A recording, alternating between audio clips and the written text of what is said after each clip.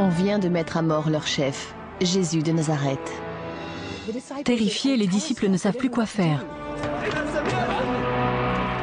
12 hommes craignent pour leur vie. Vu la composition du groupe, le désastre est programmé. Ces hommes terrifiés deviendront les fondateurs d'une religion qui gagnera toute la terre. Aucun d'entre eux n'a pu prévoir la suite des événements. La science moderne peut nous aider à comprendre comment 12 hommes simples, originaires de Galilée, sont devenus des géants de l'histoire. Les disciples.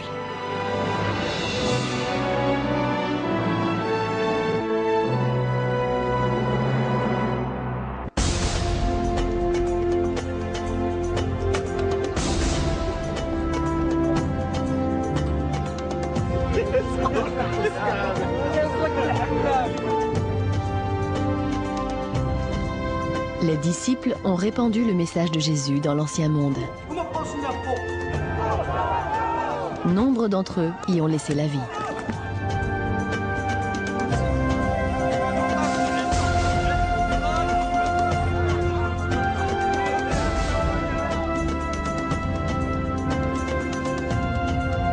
Qu'un petit groupe d'hommes persécutés ait pu fonder une religion qui a conquis le monde, voilà qui tient du prodige.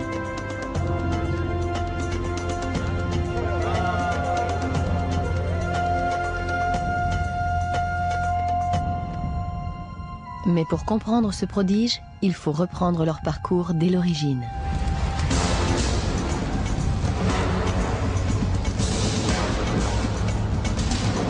L'histoire commence au début du 1er siècle, en Galilée. Jésus et ses disciples ne sont encore que des enfants, quand un groupe d'hommes accablés d'impôts et ulcérés par le joug romain se révolte dans la ville de Séphoris.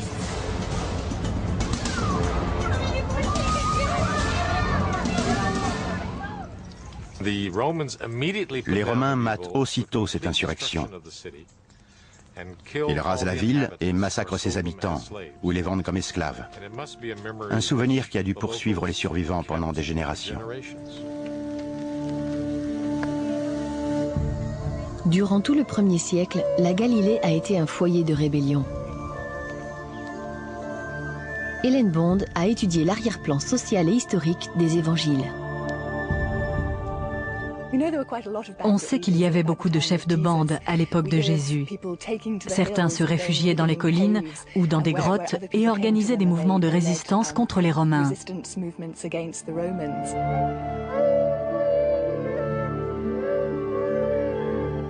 Les disciples ont grandi dans ce contexte. Il est même possible que certains aient assisté à la révolte de Séphoris. Peut-être ont-ils vu en Jésus un chef capable de les délivrer du joug romain. L'histoire moderne nous donne de nouveaux aperçus sur ce qu'a été la vie des disciples. Le tableau est à la fois saisissant et surprenant.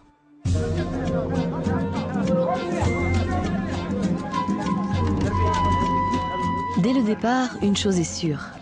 Les disciples ont rejoint Jésus pour des raisons très différentes et avec des espérances très variées. Dès qu'ils ont eu 20 ans, la première de ces raisons a peut-être été financière. Les disciples qui vivaient de la pêche étaient perpétuellement accablés d'impôts.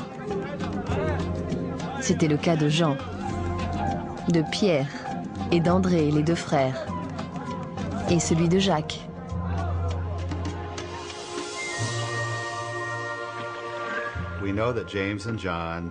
Grâce à l'évangile selon saint Luc, on sait que Jacques et Jean, Pierre et André étaient associés et qu'ils devaient impérativement pêcher assez de poissons pour nourrir leur famille et s'acquitter de leurs impôts.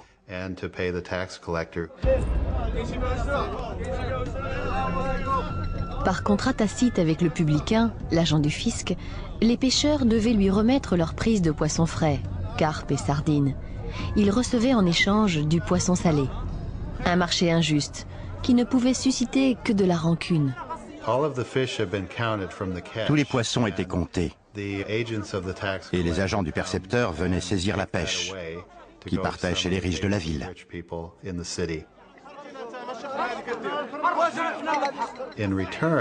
En échange, les pêcheurs recevaient, comme il était prévu, du poisson de conserve, probablement salé. Résultat, les pêcheurs constataient qu'ils ne pouvaient consommer leur prise. Soumis à cette pression financière excessive, les gens aspiraient à une plus grande autonomie. Ils attendaient le chef qui les aiderait à prendre leur revanche. Et ce chef, c'était peut-être Jésus. Les premiers disciples de Jésus ont été attirés vers lui par des motifs très pragmatiques, très quotidiens, directement liés aux réalités de la vie. Ce serait une erreur de croire qu'il s'agissait d'un mouvement purement religieux.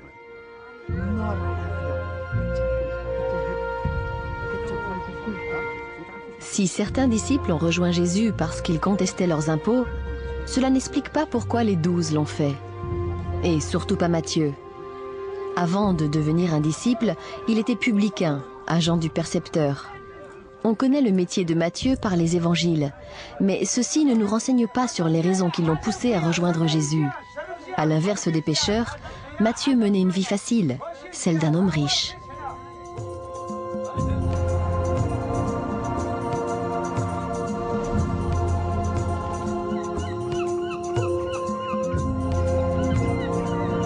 James Strange est archéologue. Ses fouilles dans de vieux sites nous permettent d'imaginer ce que pouvait être la vie de ces gens au 1er siècle. Dans les villages de Galilée, les maisons avaient l'air identiques. Le seul luxe permis se trouvait à l'intérieur du logis.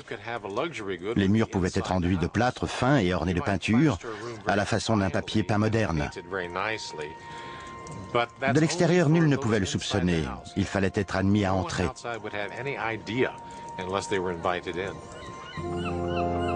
L'intérieur de la maison de Matthieu aurait montré qu'il était beaucoup plus riche que ses voisins. Si Matthieu n'était qu'un petit percepteur chargé de quelques villages, il était cependant plus riche que tous les habitants. Mais sa richesse aurait fait de Matthieu un homme détesté par ses semblables. Il lui aurait fallu se battre tous les jours pour mener sa tâche à bien.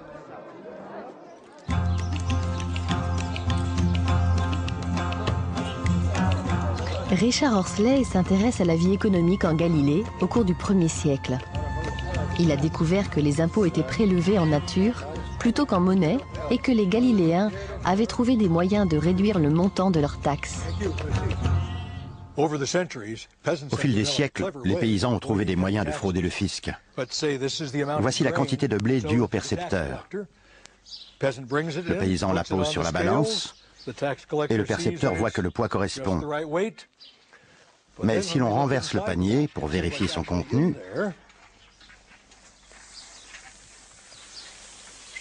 on trouve du blé, mais aussi des bouts de bois et des cailloux.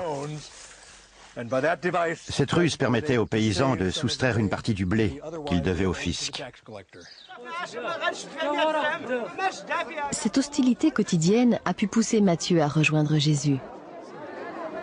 Il a pu se sentir extrêmement isolé.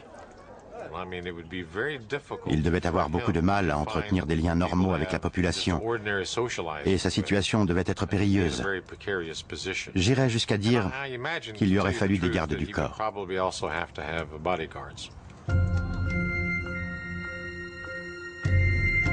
En rejoignant Jésus, Matthieu tournait le dos à son métier de percepteur. Pour la première fois sans doute, on a dû lui faire bon accueil.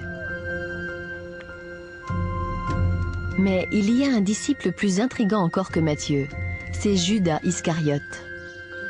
Judas avait la réputation d'être déloyal et indigne de confiance. Or, curieusement, c'était le trésorier du groupe, celui qui veillait sur les dons et qui gérait les dépenses. Ce groupe formé par les disciples vit sur une sorte de fonds commun. Apparemment, Judas tient les cordons de la bourse. C'est une sorte d'intendant. Fonction qui exige des capacités d'organisation, une fiabilité à toute épreuve et une autorité incontestée.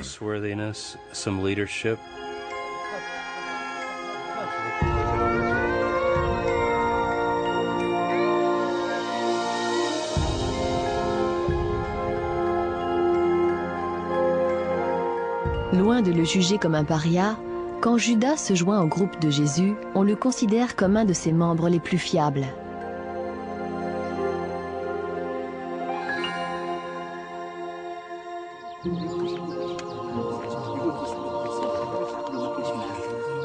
Malheureusement, on sait très peu de choses des autres disciples. Thomas et Philippe sont originaires, dit-on, de la même région que les pêcheurs. Il y a aussi Barthélemy et Simon, surnommé le Zélote, sans doute parce qu'il respectait très strictement les lois de la religion juive. Il existe une théorie controversée, selon laquelle Simon, Jude et un autre disciple nommé Jacques seraient les propres frères de Jésus. C'était peut-être ses demi-frères, sûrement pas du même lit. Néanmoins, certains experts soutiennent qu'ils faisaient partie de la famille de Jésus.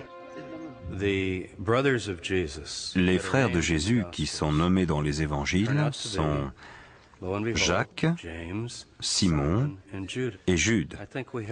C'est assez plausible, puisque Jésus, quand il meurt, confie la direction de son groupe à son frère Jacques.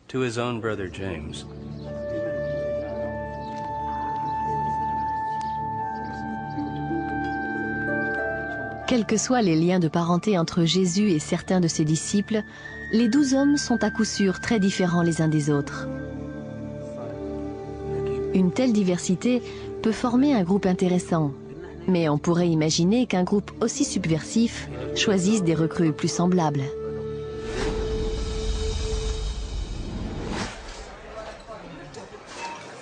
Gary Cooper est un spécialiste de la psychologie de groupe.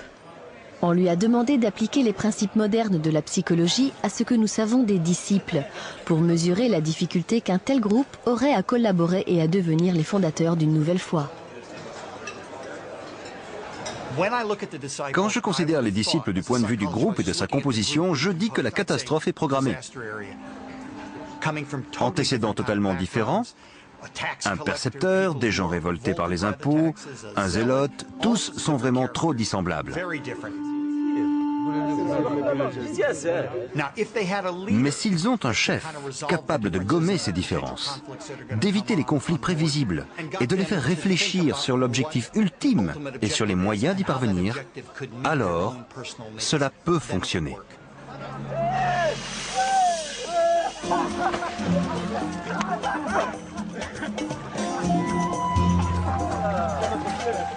Ces 12 hommes, d'origines si diverses, ont trouvé en Jésus un chef charismatique. Et ils ont une mission. Peut-être sont-ils prêts à collaborer, si cela débouche sur des actions contre l'occupation romaine. Mais suivre Jésus ne sera jamais une tâche facile. On a la preuve que voyager en groupe devait être, au 1er siècle, une aventure suffisamment périlleuse pour mettre des hommes si divers à très rude épreuve.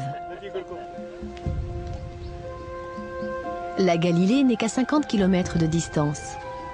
Les disciples peuvent s'y rendre en un jour à peu près. Mais le terrain est accidenté.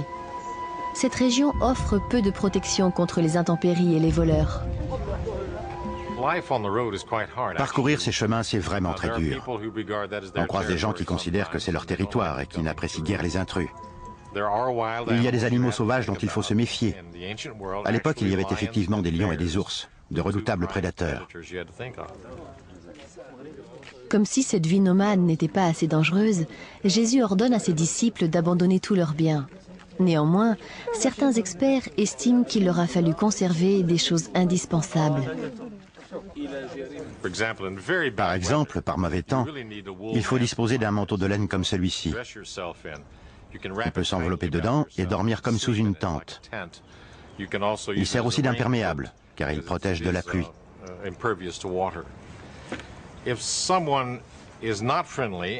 Si personne ne consent à vous donner du feu, il faut avoir de quoi en faire. Un morceau de fer, un silex et un bout de chiffon pour pouvoir l'allumer. Faute de quoi, on est mal parti. Pour ce qui est de la sécurité, il faut posséder de quoi se défendre contre les bêtes sauvages et les prédateurs. Voici un glaive, de petite taille mais efficace. Quand Jésus est arrêté, 2 de ses disciples en sont munis. On peut l'accrocher à sa ceinture et le dissimuler sous ses vêtements.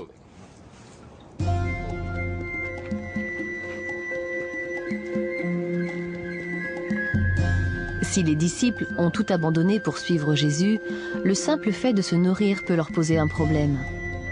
On a un indice.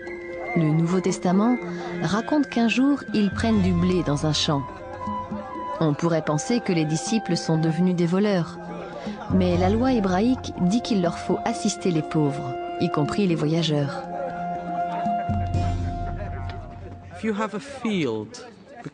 Quand on est propriétaire d'un champ et qu'on le récolte, il faut laisser un coin du champ intact afin que les pauvres puissent venir s'y approvisionner.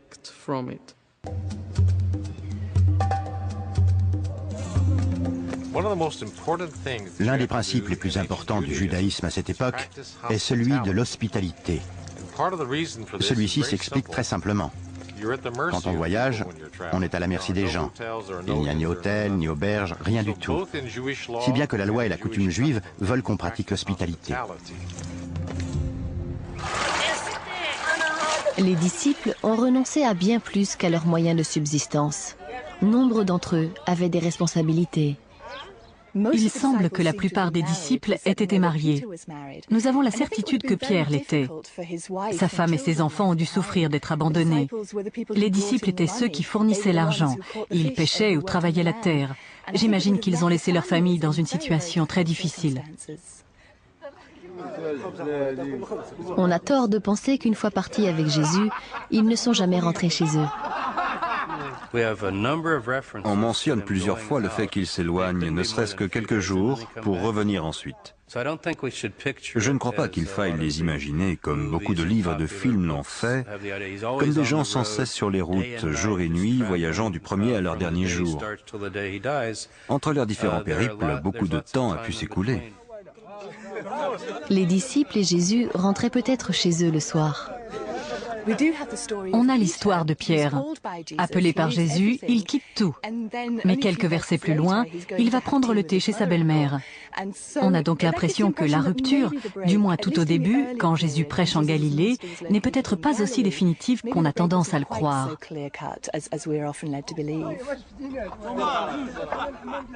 Au fur et à mesure que l'auditoire de Jésus augmente, ses disciples doivent voyager très au-delà de la Galilée.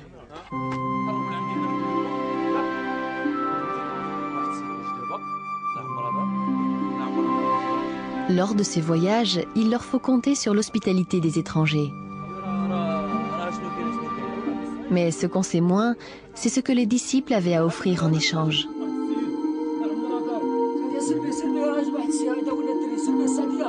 Une chose très recherchée et rarement disponible. Les sépultures mises à jour dans cette région montrent que leurs occupants sont morts à 40 ou 50 ans. Une durée de vie moyenne équivalente à celle des habitants des pays du tiers-monde aujourd'hui. Une banale infection pouvait entraîner la mort, car on n'avait aucun moyen de la combattre.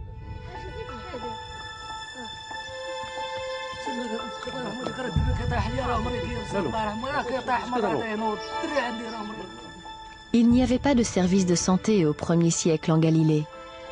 Les villageois dépendaient de guérisseurs qui avaient mis au point des méthodes apparemment efficaces. Jésus avait une grande réputation de guérisseur, mais ses disciples aussi. Arrivés dans un village, ils avaient deux tâches. L'une était d'annoncer l'avènement du royaume de Dieu, l'autre était de soigner les malades. S'ils y parvenaient, ils gagnaient leur pain quotidien. Ils pouvaient même dormir sur place. Rien de surprenant. La guérison par la foi a une longue histoire. Durant des siècles, c'est la seule que l'humanité ait connue.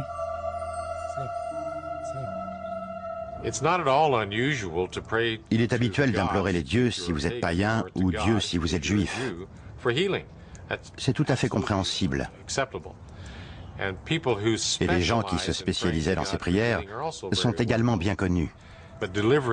Apporter la guérison à condition qu'elle soit associée à tel ou tel mouvement religieux est tout à fait admissible. La médecine moderne peut nous expliquer comment cela fonctionnait.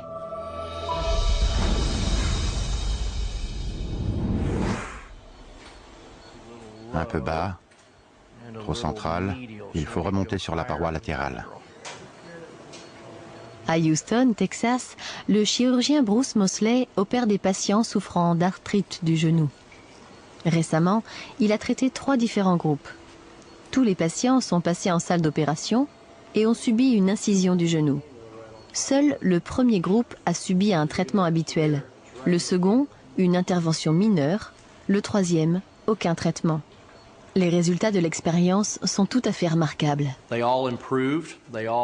Tous allaient mieux. Tous ont bénéficié de l'intervention.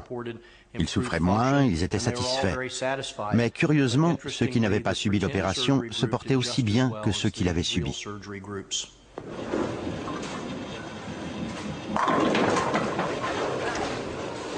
Tim Perez fait partie du premier groupe du docteur Moseley.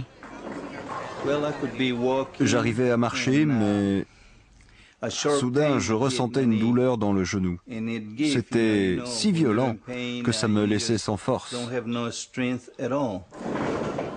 Tim fait partie des patients qui n'ont pas été opérés. Mais son genou va mieux. Ça remonte à 8 ans et il se sent toujours aussi bien. C'est un miracle, parce que la médecine n'y est pour rien. J'ai guéri tout seul. C'est dans la tête. En termes médicaux, Tim faisait partie du groupe placebo. Autrement dit, il n'a reçu aucun traitement. Les médecins n'ont jamais été si près de comprendre comment fonctionne l'effet placebo. Le placebo fonctionne grâce à l'effet psychologique et émotif que le traitement a sur le patient, sur ses espoirs et ses convictions. S'il croit à l'efficacité du traitement, cela réussit presque toujours.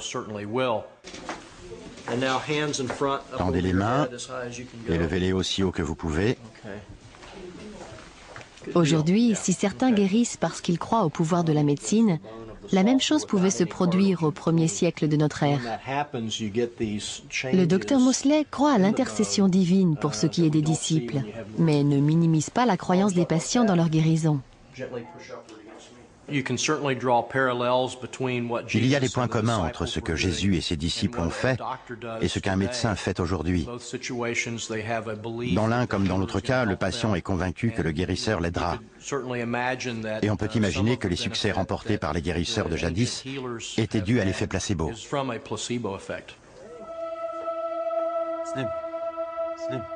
En partie grâce à leur pouvoir de guérison, Jésus et ses disciples commençaient à attirer de plus en plus de monde. Mais en dépit de leur bonne volonté, soigner pouvait s'avérer très frustrant. L'Évangile nous dit que parfois ils échouaient.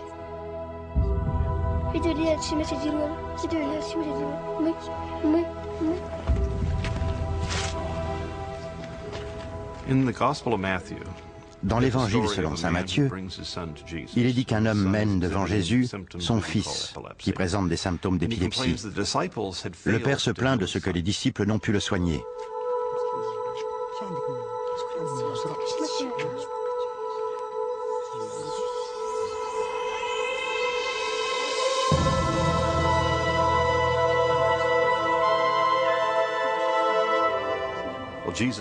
Jésus, lui, parvient à le guérir.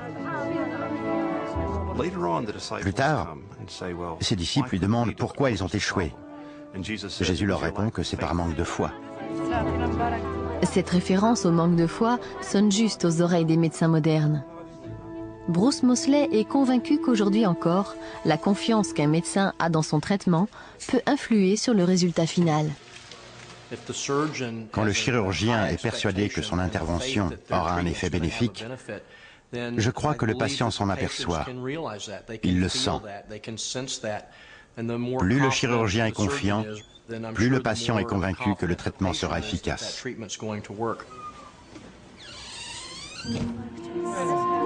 Mais si les disciples échouaient parfois dans leur tentative de guérison, c'est peut-être symptomatique d'un problème plus fondamental. Pour avoir foi en Jésus en tant que chef, les disciples devaient partager sa vision, ce qui était la plupart du temps le cas, semble-t-il. Mais si on lit les évangiles avec attention, on voit que les disciples n'avaient pas toujours les mêmes opinions que leur maître. Il y a même des preuves de tensions internes et de désaccords qui éclatent en public. Par exemple, lorsque Jésus dit à ses disciples d'aller porter son message aux Samaritains.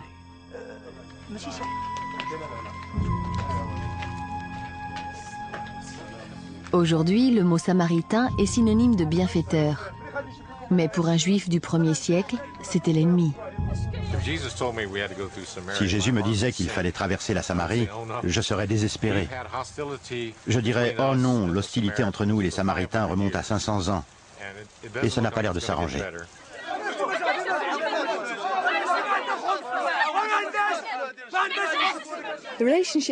Les relations entre Juifs et Samaritains étaient très difficiles. Il semble que le problème remonte à l'emplacement choisi pour le temple. Les Samaritains prétendaient que celui-ci devait être édifié sur leur montagne sacrée. Les Juifs soutenaient que sa place était à Jérusalem. Les Samaritains ne veulent rien entendre aux propos tenus par les prédicateurs juifs. Ils jettent les disciples dehors.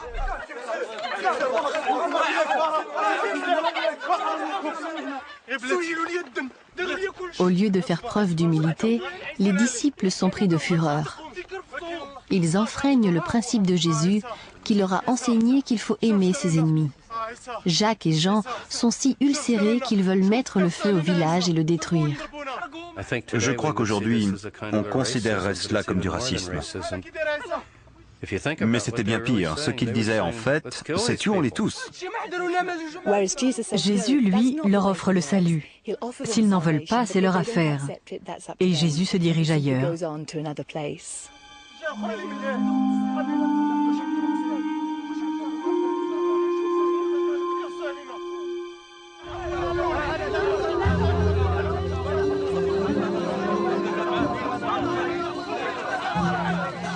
Les disciples n'étaient pas seulement en désaccord avec Jésus.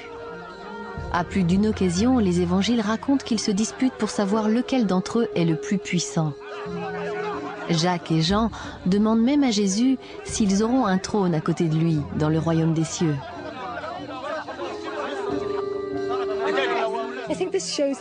Cela montre qu'il y a beaucoup plus de concurrence et de rivalité entre eux que nous ne le pensons. À beaucoup d'égards, c'était prévisible, car dans cette société du 1er siècle, l'honneur, l'opprobre et le rang sont des sujets de dispute fréquents. Les disciples se comportent en hommes de leur époque.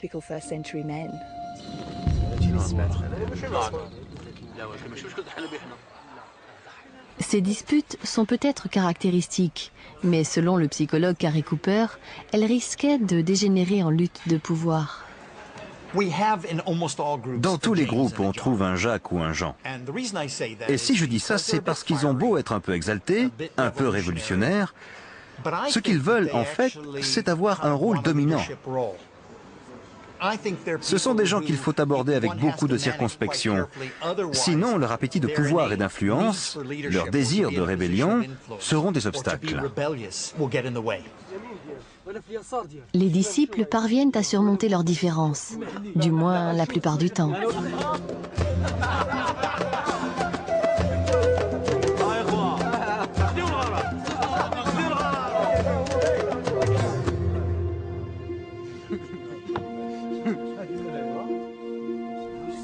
Mais un jour, leur dissension menace la survie même de leur mouvement. Une femme survient et verse un parfum de grande valeur sur les pieds de Jésus. Les disciples ne sont guère convaincus.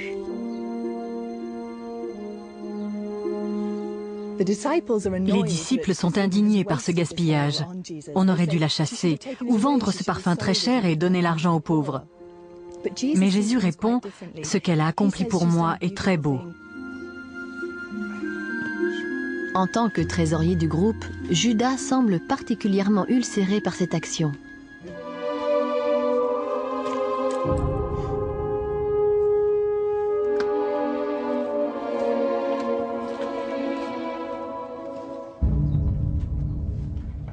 Tous les groupes connaissent des dissensions, mais la réaction de Judas sera catastrophique. Les évangiles selon saint Marc et selon saint Matthieu mentionnent que Judas va trouver les autorités religieuses pour les mener près de Jésus. Mais sur le moment, il semble que les disciples ne sachent rien des démarches de Judas. Ils sont excités parce qu'après 3 ans passés sur les routes, leur maître vient de prendre une décision capitale. Jésus est sur le point de conduire ses disciples à Jérusalem, lieu où résident les autorités. Enfin, se disent-ils, il va y avoir de l'action. Ils seront servis. Ils entrent dans Jérusalem le dimanche des Rameaux.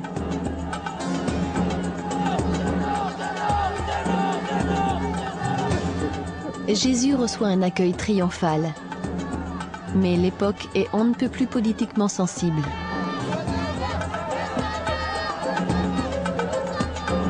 Jérusalem est pleine de pèlerins venus célébrer la fête de Pâques, qui commémore la libération par Moïse de leurs ancêtres captifs en Égypte.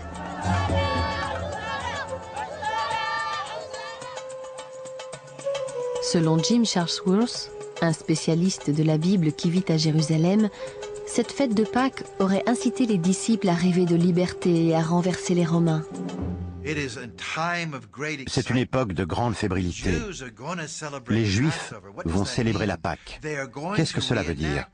Qu'ils vont revivre le salut que Dieu a accordé à leur peuple. C'est un moment explosif. Tout le monde est surexcité.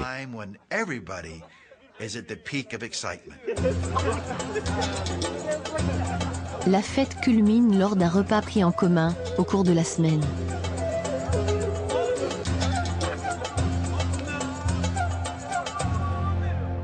Mais alors que les disciples s'apprêtent à assister à ce qu'on appellera plus tard la scène, Jésus est inhabituellement silencieux. Soudain, au beau milieu du repas, Jésus se met à parler de sa mort. Il prend le pain et dit « Ceci est mon corps ». Il prend une coupe et dit « Ceci est mon sang ». Et il parle de ce qu'il faudra faire en souvenir de lui. Ses disciples ont dû se demander ce qu'il pouvait bien vouloir dire.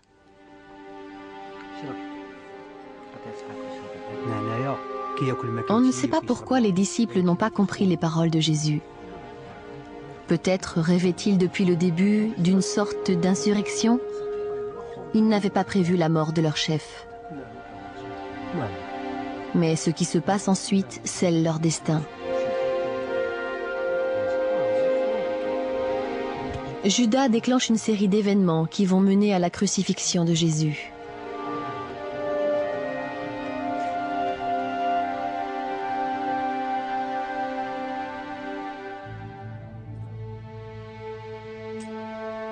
Judas conclut un pacte fatal avec les autorités.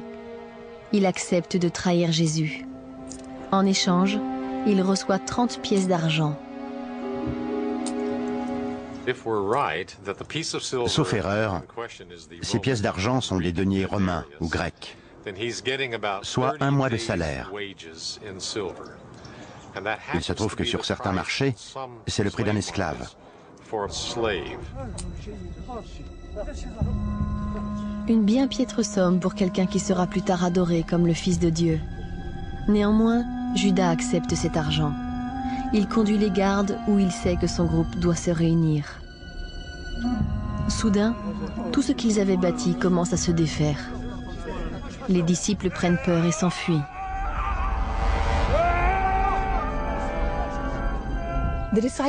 Les disciples sont terrorisés. Ils ne savent que faire. Pierre tire son glaive et coupe l'oreille de l'esclave du grand prêtre. Geste assez compréhensible. Ils sont dépassés par les événements. Ils ne savent pas si ces gens viennent arrêter Jésus ou s'ils vont les arrêter aussi. De fait, seul Jésus est arrêté. Les disciples, eux, prennent la fuite. Nous avons une ligne dans l'Évangile. Tous ses disciples l'abandonnèrent et s'enfuirent. Je crois qu'il faut voir là une réaction très humaine. Cela n'a rien de théologique ni de profond. Terrorisés, ils prennent la fuite. Toute l'œuvre de Jésus et de ses disciples gâchée par la trahison d'un seul. Mais certains experts ne sont pas sûrs de la culpabilité de Judas.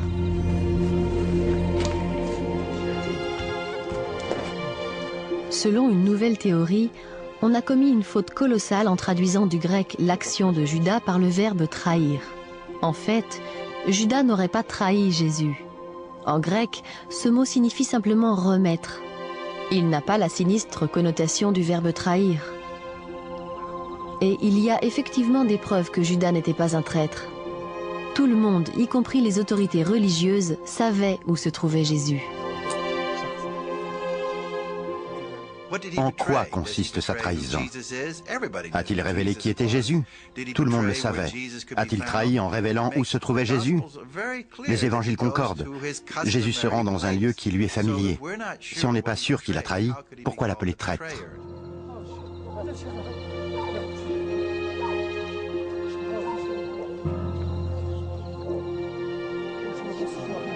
L'accueil de Judas, qui vient arrêter Jésus, est étrange pour un traître. Un baiser.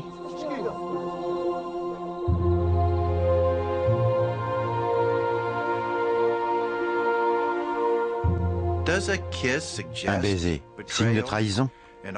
D'après nos sources, Flavius Joseph et le Nouveau Testament, le baiser est un signe d'accueil ou d'adieu.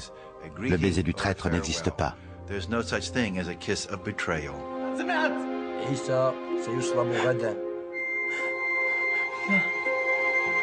Ce qui persuade certains experts que Judas ne voulait pas trahir Jésus, c'est sa réaction quand il apprend que Jésus va être mis à mort.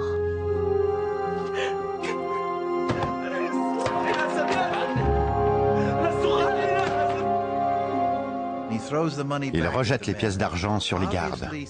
De toute évidence, il y a eu erreur. Et il est tellement bouleversé qu'il va se pendre.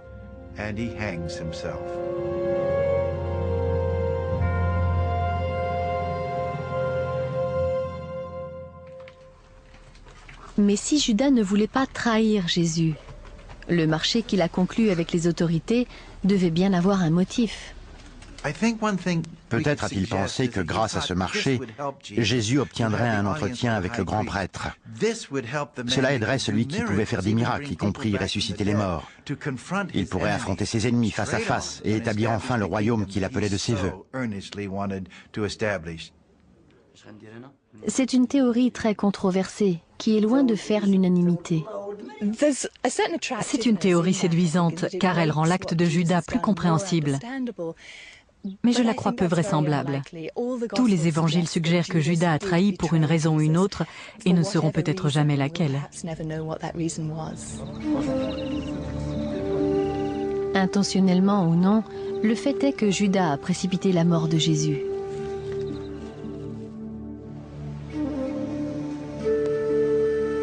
Si les disciples doutaient encore du fait que l'arrestation de Jésus signifiait la fin de leur groupe, ils ont dû en être certains le lendemain.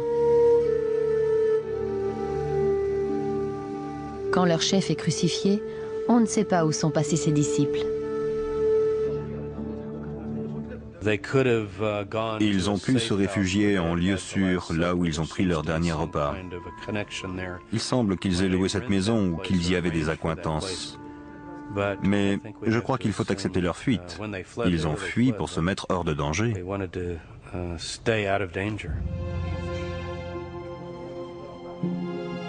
Les disciples sont totalement désemparés. Le moment est critique parce qu'ils ont perdu leur chef. Tout groupe a besoin d'un chef, surtout d'un chef spirituel comme Jésus. Or, il n'y a pas de successeur désigné, ce qui pose problème. Le groupe va donc se scinder ou connaître des difficultés énormes. Après la mort du maître, les disciples sont abattus et désespérés. Et pourtant, nous le savons, ces individus vont fonder ce qui deviendra une religion dominante. Quelque chose s'est passé qui a changé leur destin.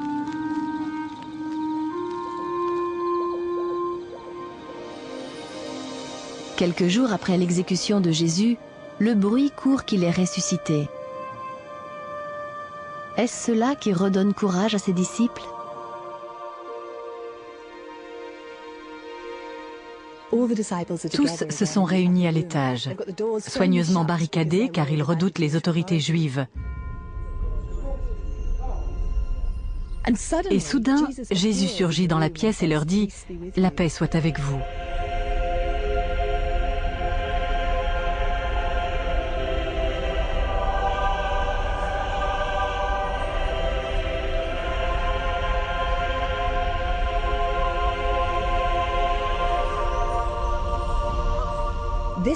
C'est un moment crucial de l'Évangile, parce que c'est ce qui différencie le mouvement de Jésus de tous les autres mouvements messianiques analogues que le 1er siècle a connus.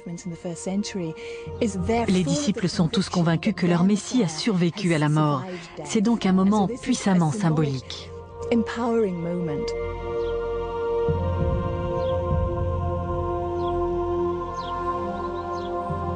Croire que Jésus est encore en vie, c'est une chose.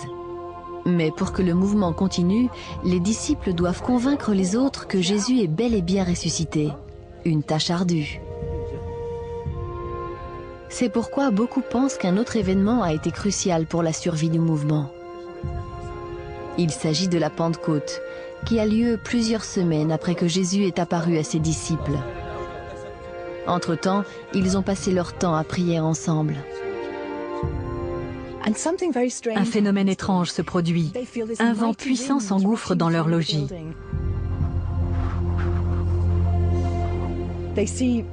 Ils voient l'Esprit Saint sous forme de petites flammes suspendues au-dessus de leur tête.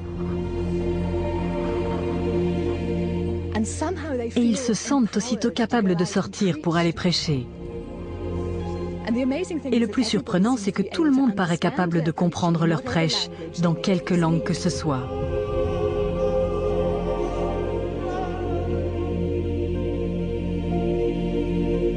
C'est cet événement religieux qui, selon le psychologue Gary Cooper, transforme le groupe. La Pentecôte, c'est l'événement critique pour le groupe, parce qu'ils sont privés de chef et que cette expérience commune les rapproche. Elle les motive et les encourage à prêcher, à convertir, à partager leur expérience. Elle joue le rôle de chef par substitution.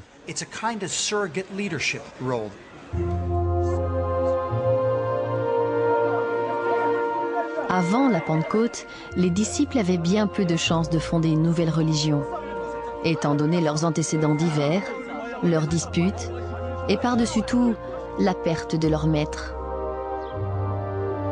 Leur transformation est spectaculaire. On pourrait croire à une simple évolution psychologique. Mais il se pourrait que ce soit plus sérieux. La neurologie moderne fournit la preuve que l'expérience religieuse modifie réellement le cerveau et de façon quantifiable.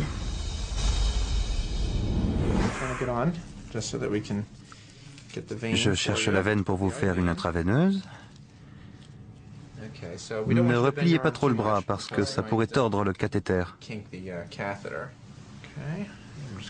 Le professeur Andrew Newberg est neurobiologiste à l'université de Pennsylvanie.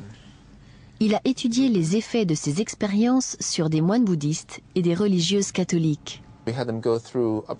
On les invite à méditer ou à prier, et quand ils sont très absorbés spirituellement, on leur injecte par voie intraveineuse un produit qui nous permet de mesurer la circulation sanguine.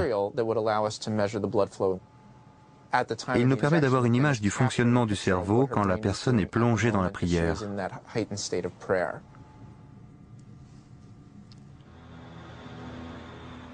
Ensuite, on peut scanner le cerveau et constater ce qui s'est passé dans les hémisphères au cours de cette pratique particulière. On compare le cerveau scanné durant la prière à droite à un cerveau normal en état de veille à gauche. On constate un changement dans les zones cérébrales qui nous servent à sentir tout ce qui se passe autour de nous. Tout ce secteur est beaucoup moins actif durant la prière. C'est ce que signale la couleur jaune. Nous sommes moins conscients de notre environnement quand l'activité baisse dans ces zones du cerveau et notre conscience de nous-mêmes diminue. En revanche, l'esprit se sent en phase avec l'univers tout entier. De fait, certaines personnes disent qu'alors, elles ont pleinement conscience de la présence de Dieu. Si elles s'investissent à fond dans la prière, elles perdront toute information sensorielle et elles parviendront à brouiller les frontières entre soi, Dieu et le reste du monde. Sœur Céleste a participé à cette étude. Elle affirme se sentir plus proche de Dieu lorsqu'elle prie. Cette étude prouve que lorsque l'on est absorbé par une pratique religieuse, il se passe quelque chose en nous et que ce changement, notre cerveau l'enregistre. Pour les scientifiques, cette expérience montre qu'il faut accepter l'idée que l'expérience religieuse peut entraîner des modifications psychologiques quantifiables. En ce qui concerne les disciples, on peut se demander si l'expérience spirituelle qu'ils ont vécue a oui ou non modifié leur cerveau, leur identité, leur perception, et si ces modifications les ont poussés à passer à l'action.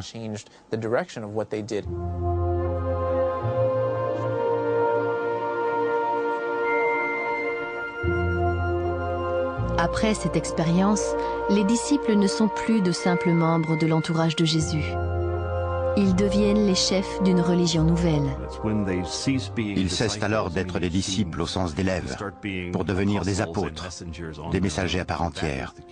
C'est l'événement clé qui sépare les deux périodes.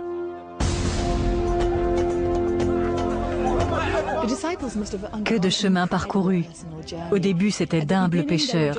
À la fin de l'histoire, les voilà promus chefs spirituels de ce qui va devenir l'une des grandes religions de ce monde.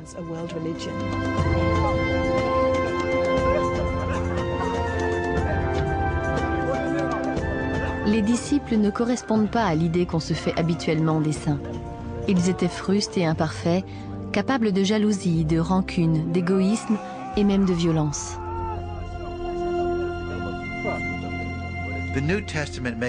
Dans le Nouveau Testament, c'est très clair. Ce sont des hommes de chair et de sang, des êtres profondément humains, porteurs des espoirs des hommes. Et je trouve beaucoup plus fascinant de savoir qu'ils étaient comme vous et moi.